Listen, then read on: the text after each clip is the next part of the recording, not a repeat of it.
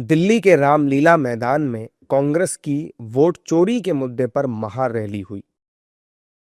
Rally को लोकसभा में नेता प्रतिपक्ष राहुल गांधी, सोनिया गांधी, प्रियंका गांधी वाड्रा, मल्लिकार्जुन खड़गे समेत कई वरिष्ठ नेताओं ने संबोधित किया। रैली में एक बार फिर से कांग्रेस कार्यकर्ताओं द्वारा पीएम मोदी पर अमर्यादित टिप्पणी की गई। कांग्रेस के कार्यकर्ताओं ने पीएम मोदी को लेकर कुछ विवादित नारे लगाए। विवादित नारों के बाद सियासी घमासान भी मच गया। बीजेपी और उसके सहयोगी दलों के नेताओं ने कांग्रेस पर जमकर हमला किया। नेताओं ने कहा कि कांग्रेस की इसी ओछी राजनीति की वजह से देश से उनका सूपड़ा साफ हो रहा है। प्रधानमंत्री श्री नरेंद्र मोदी जी के लिए एक बार फिर अपशब्दों का, अभद्र शब्दों का और गालियों का प्रयोग किया गया। एक बार फिर उनके कार्यकर्ताओं के द्वारा मोदी जी की मृत्यु की कामना और कब्र खुदने जैसे शब्दों के नारे लगाते हुए वीडियो उपलब्ध हुए हैं। यह दर्शाता है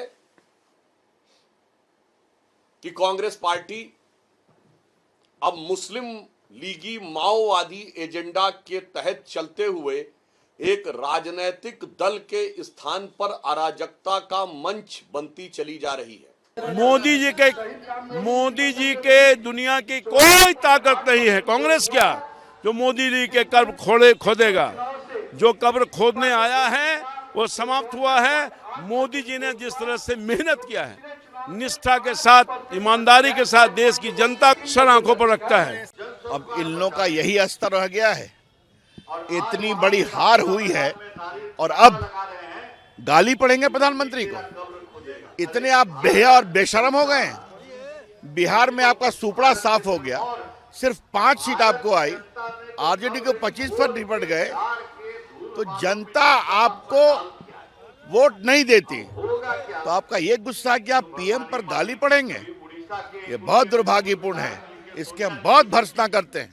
पूरे देश की जनता देख रही है कि कांग्रेस पार्टी और अपोजिशन का हाल क्या हो रहा है। देखिए, ये कांग्रेस की मानसिकता नई नहीं है। बिहार में चुनाव हुए थे तब भी कांग्रेस के मंच का उपयोग हुआ था मोदी जी के लिए गाली के लिए, और अभी भी उनकी जो रैली है उसमें भी ये यूज हो रहा है। पर कांग्रेस को ये मालूम नहीं कि जब जब उन्होंने मोदी जी का अपमान किया है उसका बदला जनता ने लिया है।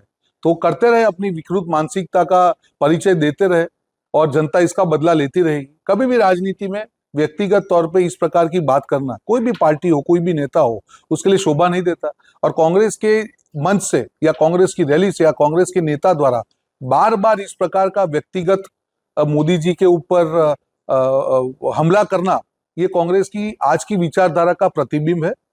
पीएम मोदी पर अमर्यादित टिप्पणी के बाद सियासी माहौल भी पूरी तरह से गर्मा गया। हालांकि सियासी पारा हाई होने के बाद कांग्रेस नेता पार्टी का बचाव करते हुए सफाई देते नजर आए। साथ ही कांग्रेस नेता पीएम मोदी पर विवादित बयान देने वाले पार्टी के कार्यकर्ताओं से पल्ला भी झाड़ते नजर आए। नेताओं ने कहा कि ये कोई राजनीतिक भाषा नहीं है, आखिर है तो वो देश के प्रधानमंत्री ही। मेरा ख्याल ये पार्टी का नारा नहीं है। ये तो जो कार्यकर्ता हैं बेचारे, ज़्यादा उनको समझदारी नहीं है, वो इस तरह का नारा लगाते हैं। और पार्टी का जो नारा है वो बहुत सिंपल है। See, some people they slogan it, and we can't control such a huge crowd, and people from all backgrounds, all spheres, they come over there.